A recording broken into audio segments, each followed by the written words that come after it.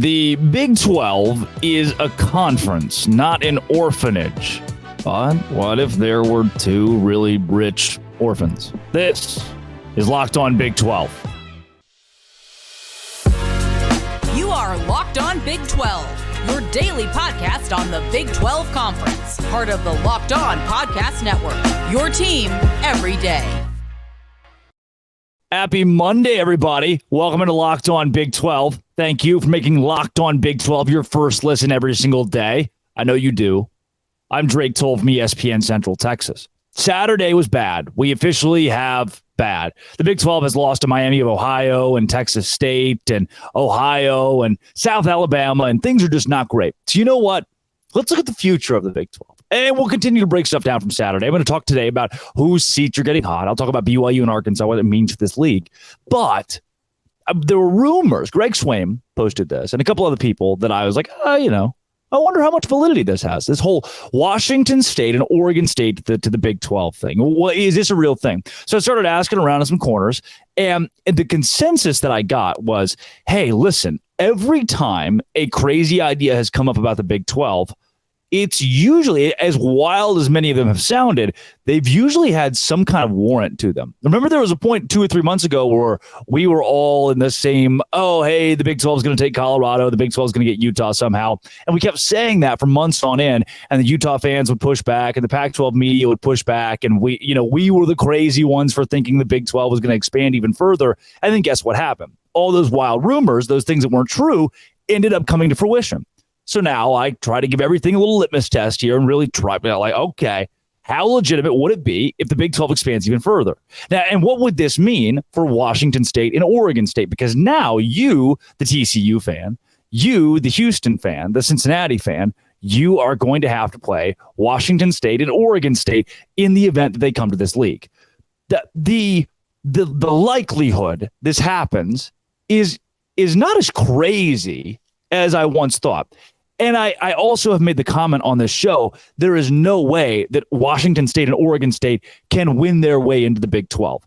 There is, like Boise State, okay, really good at the group of five level. They're going to upset some big dogs, but it never felt like, hey, this team needs to be a Power 5 team. Like, they have the strength, the location. There just wasn't a point where it was Boise State has to be in the Power 5, despite the way they were winning. So I don't believe that there is there could be a team like North Dakota State could go undefeated every year the rest of the time and stay FCS and not be Power 5. I think James Madison's kind of seeing that right now, that there's a long progression into moving up.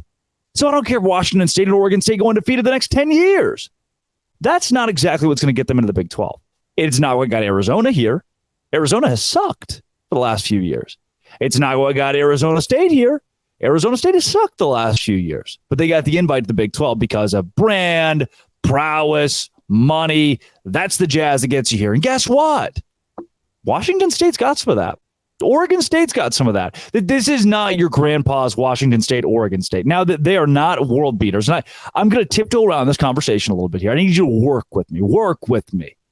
When Greg in the office is like, hey, man, what do you think? Or, hey, woman, what do you think about this whole Big 12 expansion stuff? It's over, right? You'd be like, hey, Greg, no. There's a chance that Washington State and Oregon State come to this league. Now, the case that Greg might make, the case that many might make, what do they bring? What do they bring to this conference? What kind of history does Wazoo have? What kind of history does Oregon State have? And let's be objective here. It is not world beating. It's not like a USC or a UCLA, like other West Coast teams who have national championships out the butt in big sports. It's not like that for Washington State and Oregon State. But let me introduce you to one of the biggest brands and teams that I favor the most in the Big 12, the Kansas State Wildcats. Where is Kansas State's national championship? Where is TCU's big-time national championship in a revenue sport? Where Baylor's got one, I guess, in basketball, but Baylor football historically has not been great. The Big 12 has not made its bed on the idea that this is a conference of champions. This is a conference of blue-collar guys who get it done the right way. Washington State and Oregon State fit that brand to an extent. Fit it much better than Washington would, for sure. I love Pullman. Pullman's great. They bring that sort of edge to this league. And what makes it even more plausible is Their success recently certainly doesn't hurt. Again, I don't think it's what pushes the needle. It doesn't hurt. And TV networks see, hey, these are two teams that we can make money off of. It's the Tim Robinson. I have to make money on this. I have to find a way. There has to be a way that I can make money off of this. And that's how ESPN and Fox look at this thing. There has to be a way that I can take the revenue that Washington State or Oregon State could bring. Granted, it might not be a ton, but there has to be a way that they can make money off of that. They can't lose money by losing those two teams that have been Power 5 for so long. Like at Houston, it is tough to make the case that the world is going to stop because Houston and TCU played a football game. When you look at the viewership, you're not going to see the exact same comparison to and I'll give you the Pac-12 again, to a USC and a UCLA, to a Texas and Oklahoma. But you're going to see a pretty similar viewership to what you'd see from Arizona and Washington State. It is not prime time, must-see television for a lot of America. You and I love it. We love TCU Houston. I watched it. But most of America's like, oh, yeah, I'll take a pass. Yeah, that's just the way it goes. That's most of the games that don't occur in the SEC and the Big Ten. That's what America says. Not for me. And you do the same thing. Rutgers played Virginia Tech this weekend. Did you watch a down of that game? I didn't. So before we go crazy, but these are two programs that don't have enough prowess and history, and they don't have enough, they don't bring enough viewers. The Big 12 is working with grit, effort, hard work, ground up. That's our brand. Our brand is not flash or championships or historically being the A1 in some major sport. Unless you're meat judging Texas Tech or wrestling Oklahoma State. I don't know who the Oklahoma State wrestling coach is, but might as well hire him as the football coach. I mean, dude, what's going on there? That's segment 2. The big thing that's needed here for this to be practical is ESPN or Fox saying, we are going to do this. Because guess what? As much as you and I would like to think Brett Yormark's the man, and he is. We'd like to think Brett Yormark, he's the one that pulls the strings, calls the shots. If ESPN and Fox get together and say, hey, look, buddy, do this, kind of got to do it. Brett Yormark is at the mercy of TV networks. If a TV network says, look, you're going to take Washington State and Oregon State, we will give you the money to do so. We want to continue to make money off of these two teams and off of the West Coast, then that's what's going to happen. If ESPN and Fox Sports, because again, it is money that makes all this thing click. If they see losing Washington State and Oregon State to the Mountain West is going to somehow hurt their revenue, or they are going to somehow be put behind on X, Y, or Z because these two teams are not still Power 5, they're going to pony something up. And where are they going to go? They're going to send them to the Big 12. And it kind of makes sense. Sure, they're a little out there, but they've been playing Arizona and Arizona State. That's not far. BYU's right there, too. Utah, these are normal matchups from the Pac-12 that you would just move into the Big 12. So it's more than possible that this actually happens. I asked sources that I trust, like, dude, how is there any way? Because I myself 2 weeks ago said there's just no way that we're not an orphanage, we're not a charity, we don't do this, we're a business. They're like, yeah, you're a business, but what if adding something to your business helps you make more money? Then you would do it. And if Oregon State and Washington State could help do that for the TV companies, they're going to push the button. They're going to push the red button and say, boop, boop, boop. That's the noise they make, the TV companies. Boop, boop, boop. These two teams going to the Big 12. Yeah. Brett Yormark says, thanks for your check. Thanks for the money. And it would probably be at equal pay, too. This wouldn't be, they're not going to beg. They're going to do the whole SMU thing. Like, don't pay me, please. Please don't give me any money. I just want to be here. Not going to do that. Not these two schools. So the Big 12 might have Washington State and Oregon State. But there was never a ton of, hype around UCF being in the Big 12. It just kind of happened one day. We just kind of woke up one day like, oh, Bob Bowlesby. Nice. Maybe that happens here. On Locked On Big 12, part of the Locked On Podcast Network. It's your team. Oh, it's every day. I love BetterHelp because it's something that's, to me, should have been in our sponsor sheet for a long time at Locked On. I'm happy that it is now for us to talk about mental health and how, especially, this show has 95% listenership that's male, and to the 5% who's female, wow, thank you so much for being here and being here to first listen every single day. For the men and women that are listening, and especially those who are, in our demographic, not always those who talk about mental health very openly, BetterHelp is here. So I've had times in my life where I felt very alone. I have benefited from what BetterHelp can do from a therapy standpoint. So right now, whether or not you have been to therapy personally or you're thinking of starting therapy, give BetterHelp a try. It's entirely online, designed to be convenient, flexible, suited to your schedule. Fill out a brief questionnaire to get matched with a licensed therapist and switch therapists anytime. No additional charge. No big reason why. Just say, hey, I want to change therapists. You can do it. Get a break from your thoughts with BetterHelp. Visit BetterHelp.com/LockedOnCollege today to get 10% off your first month of BetterHelp. That's BetterHelp, HELP.com/LockedOnCollege. Feeling hot. Oh, boy.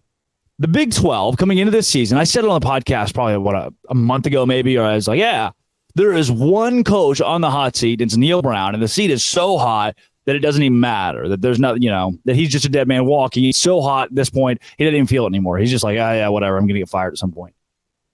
But now, all the pressure's been taken off of Neil Brown. Neil Brown's a hero. Maybe not a hero, like the team still probably needs to fire Neil Brown at the end of the year. That's kind of it probably needs to happen. But there are other people who said, Neil, you're taking a lot of heat, buddy. My name's Mike Gundy, and I'd like to take some of that heat for you. My name is Dana Holgerson. I'd like to take that heat for you. Or, my name is Dave Aranda. I appreciate you having me in this conversation.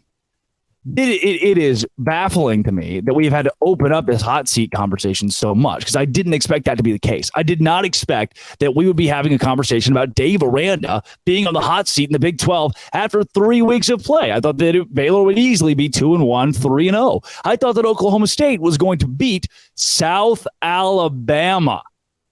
I thought that Houston, Dana Holgerson coached at West Virginia for a long time, has been a Power 5 head coach, that he was going to have a real shot to do something good at Houston, to have success in the Big 12. You remember a couple of years ago, he won, 10 games? And it was like, oh, yeah, Dana Holgerson, yes.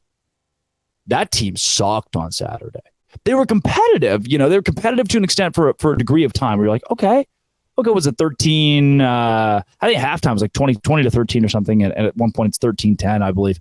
And I started thinking, all right, Houston's competitive. I'm not asking you to win here. I'm just asking you to play well down the stretch, make this an interesting game, and show that you belong in the Big 12. And then they crapped the bed. And Holgerson makes a great point in the postgame. They were playing a team that went to the national championship last season. I do think TCU is still a good football team. But, Dana, buddy, from last season to this season, I look at Houston and I think, not worried about them. I don't think anybody in the Big 12 has been worried about Houston this year. I think last year, when you look up and down what Houston did, they were very competitive against Texas State. They had that UTSA game, but they lost to Kansas, Tulane, SMU, Tulsa. It was like, oh, Dana, dude, we were gifting you stuff here to go win in the AAC. We're gifting you stuff to go win and make everybody in the Big 12 to put them on watch and say, hey, Big 12, we're good. But it's been a constant string. I'm going to say this. It's been now what feels like a consistent string of mediocrity from Dana Holgerson that Houston fans do not accept. And I do agree that Houston should have a higher standard than, settling for 7-5 every season. It shouldn't be a 7-5 team. And especially if this year in the Big 12 tanks, you've got to look at a different direction, because now you're talking about having a head coach. Every team needs to have the head coach that they are most confident in, that they have been in the last 2 decades. It's a high calling. In this league, it's a high calling to say that, but it's the case when we go into a new era of the Big 12. Everybody needs to have a head man that they say, I am so confident moving forward that this is my guy in the new Big 12. We can be competitive in the new Big 12 because our head coach is someone who can absolutely win. Houston can't say that. Oklahoma State right now can't say that. Mike Gundy, man. You had Knowles. Knowles was great. Then he leaves and everything just falls apart. And it's not even, oh my gosh, it's like it's not even the defense right now. I said A week ago, I thought Gunnar Gundy was the right call at quarterback. And then Garrett Rangel comes out, and he's also, well, he came into the game way too late against South Alabama, by the way. I mean, just what are we doing here? Somebody changed something at some point. And then Alan Bowman's also been bad. So it shows that Gundy's portal work is just bad. He has bad portal work. He lost at home to South Alabama in a blowout. He can't figure out who the damn quarterback's going to be. It's like he doesn't even want to. It's like, Mike, are we not trying? Like, Mike, you said that for the first few games, you're going to try out 3 guys. And it's like you didn't look at the scoreboard once against South Alabama. Is he complacent? And now I know things. I've heard from many sources very close to certain programs that Gundy's tried to leave before. He's had conversations about leaving before. And the university, to an extent, has never ponied up and said, hey, Mike, it's time to part ways. But there have been times we get to every 3 or 4 years. It's like, oh, well, here it goes. Mike Gundy's going to be done after the season. And then it's always his hot seat year that he goes 10-2 or something. You know, he just has one of those off the cuff wild years. And everyone's like, all right, well, Gundy just bought himself 3 more years. And here we are, Mike. You got to start winning. Matt Campbell at Iowa State. You just lost to Ohio 10-7. You can't be confident going into the new Big 12 against Colorado. Deion Sanders is looking at the Big 12 going, oh, why did we do this?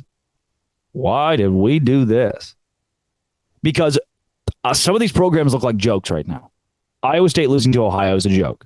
Cincinnati, who seemed so promising after a win against Pitt on the road, loses to Miami of Ohio. Scott Satterfield, you're not on the hot seat. But Gundy, we have that. We're going to have that conversation now. Matt Campbell, we're going to have that conversation now, especially after the way he blew up on that fan after the game. Fan in the wrong, yes. Mike Gundy, also in the wrong, dude. Whoa. Like aggressively, like almost try to charge toward that fan. I'm sure you've seen the video. And then Dave Aranda, Dana Holgerson, Neil Brown. There might be 5 coaching vacancies at the end of this year from teams that, not from head coaches parting ways with the team to take a better job, but from teams parting ways with a head coach. I don't think all 5 will happen. I'll guarantee you that all 5 won't happen.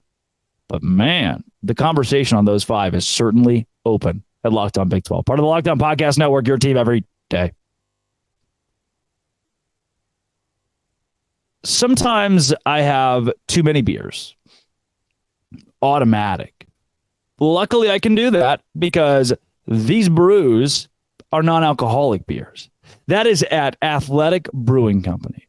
I am so happy that I found something that is pretty low calorie, by the way. I like the low calorie stuff. And tastes good. Game changer of the week this week, certainly give it to CJ Donaldson. He my game changer of the week. Spectacular running back for West Virginia. He's our Athletic Brewing Company game changer of the week. And Athletic Brewing Company has changed the game with non-alcoholic beers. They have non-alcoholic beers that taste good with full flavor, award-winning 50 styles of craft. They are fit for all times, watching a big game, tackling work, or working out. No hangovers ever. Find Athletic in store, online, at bars around the country. They're the fastest-growing non-alcoholic brewery in the U.S. Get on board. They have an IPA as well. You can find Athletic Brewing Co.'s non-alcoholic brews at a store near you or buy online at athleticbrewingcompany.com. That's athleticbrewing.com, actually. First customers can use code Locked On to get 15% off your first online order. That's Locked On at checkout. 15% off at athleticbrewingcompany.com. Near beer. Exclusions and conditions apply. Athletic Brewing Company, fit for all times. The BYU Cougars, crying, screaming, throwing up, knock off the Arkansas Razorbacks. What does this mean for the program, Kalani Sitake, and more importantly for me, the Big 12? Well, it is first and foremost, BYU, what you got to do for this league is create the perfect mop-up job. While a lot of people inside the Big 12 were talking about how Cincinnati lost and how Oklahoma State lost, and those are kind of big storylines, Iowa State, you got to steal the show. When we turn on to ESPN, they're not talking about Cincinnati, Miami of Ohio. They're really not talking about TCU and Houston. Most of the conversation was dominated on Saturday night by BYU, going into Fayetteville, Arkansas, and knocking off an Arkansas team led by KJ Jefferson. So I put out last week that Arkansas being without its starting running back, Rocket Sanders, would be a big problem. And all these people were flooding the comments like, oh, KJ Jefferson's the best player in the country. That's how they sound. I was born and raised in Arkansas. That's how we sound. And guess what happened? KJ Jefferson was not the best player in the country on Saturday. BYU took advantage of great field position very often. The total yardage thing, the more that I dug into it, the more I'm like, oh, yeah, no, total yardage doesn't matter. It lies a lot. And BYU took advantage of every mistake that Arkansas made, forced mistakes as well, and made the big plays at the end. Mounted two comebacks, down 14-0 after that big return. I was like, oh, well, yeah, that's not good. And BYU won, cementing itself this season as a contender even further. Now, we've been asking, is this BYU team for real? They've beaten up on a couple of bad teams. They didn't look great doing it. Now, BYU went on the road in an SEC night environment. The one thing that we're told should keep us up, should keep us awake, that we should be worried about is the SEC at night and how these programs, BYU's too small, and these players in the elevator were cocky and puny and tiny. And guess what? The Cougars, the Big 12, now the Big 12, walked into DWR on Saturday and won a football game. Ugly at times, for sure. Defensively, there were a couple times where I thought, oh, BYU, but bragging on the defense a lot. But overall, plenty enough to win against a very high-powered Arkansas offense. Told you, Danny knows. Danny knows, their offensive coordinator, not scared of him. Kalani Sitake owned the Arkansas Razorbacks on the road in Fayetteville. So again, what does this do for the conference? It's big. Mop-up job. Woo! Marked safe from total embarrassment this week. Think about this. There are very real scenarios where West Virginia loses to Pitt, BYU loses to Arkansas. Those are two very possible things that could have happened on Saturday. Had that happened, I don't know. I would have just had to delete the podcast. I wouldn't have a podcast anymore. I would just join Spencer McLaughlin of Locked On Pac-12 and we would start our own podcast. Locked On Sad. And we would just talk about how sad we are. Thankfully, BYU, West Virginia too, mop-up job, highlight something good, and beat the SEC. From a conference standpoint, the Big 12 just went on the road, beat the SEC. We showed, hey, look, while some things might be bad, while we might have some teams on the lower end of this league that are reeling right now, we also have teams like BYU who you're going to overlook who can still get it done in college football. From a program standpoint for BYU, Kalani Sitake, this is a Kalani Sitake guy. This guy who, over the last 2 years, there have been those weird murmurs of, is he the guy to get it done at BYU in the Big 12? There have been people who question him, his coaching staff, and whether or not his seat at times is getting warmer and warmer. That has been a real conversation for folks. I've seen a lot of that on social media. Kalani Sitake just proved, hey, look, I'm still that guy. I'm still the guy that when we lose a game, we can roll in the next season against the same team and beat that team. We can adjust. I am the guy who can help this program adjust and grow into the new Big 12. BYU might get beat around by a couple teams this year. This team might still finish 8-4, but those 4 losses they take, when they meet those teams again next year, you best bet BYU's going to give them a run for their money. Absolutely, because that's what Kalani Sitake does. It's what he's been doing. I am wholly impressed with what BYU did on the road. The mounting 2 comebacks as well. And from a program standpoint, this is your first defining win in the Big 12. BYU, this is your defining win early on in your Big 12 tenure. And there aren't a lot of other teams in this conference who can say they have that. Houston doesn't. They beat UTSA, not a defining win as a Big 12 team. Cincinnati beat Pitt on the road, as we've learned now, that they lost to Miami, Ohio. I don't know if that's really their defining win of the Big 12 era. UCF has not got a great crack at anybody in the Power 5. That road Boise State win, not a defining win of the Big 12 era. BYU just beat an SEC team on the road and said, look, we deserve to be Power 5 for a long time, and here's what we got. We're good. Yeah. And other teams in the Big 12, especially those that are struggling, most teams in the Big 12 actually, going, that's not good. That's not good. So BYU, you're good. Can you do it again this week? Can you win again this week? We'll break all that down later on. This has been It Always Will Be. Thanks for making it your first listen every single day. Locked On. Thanks again for making it your first listen every single day. Doce Grande.